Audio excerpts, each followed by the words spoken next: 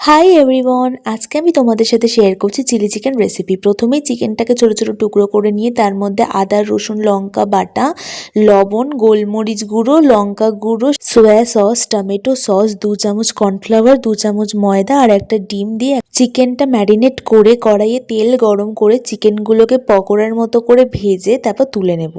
এরপর একটা সস তৈরি করব, তার জন্য সামান্য জল, 2 চামচ টমেটো সস, 2 চামচ সয়া সস, সামান্য লবণ, কর্নফ্লাওয়ার আর লঙ্কা গুঁড়ো দিয়ে সসটা তৈরি করে নেব। এরপর কড়াইয়ে তেল দিয়ে আদা কুচি রসুন কুচি দিয়ে স্কোয়ার শেপে কেটে রাখা পেঁয়াজ আর ক্যাপসিকাম দিয়ে ভালো করে মিক্সড করে নেব।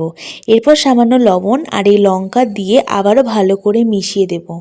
এর ওপর দিয়ে দেব পেঁয়াজ পাতা আর আমাদের তৈরি সসটা। এরপর ভালো করে মিক্সড করে নিয়ে আমরা এবার এর মধ্যে দিয়ে দেব ওই আগে থেকে ভেজে রাখা চিকেন পকোড়াগুলো। এবার আবারও এই সমস্ত কিছু ভালো করে মিক্সড করে সামান্য একটু জল দেব একটু গ্রেভির জন্য, তারপর এটাকে ঢাকা দিয়ে রেখে দেব।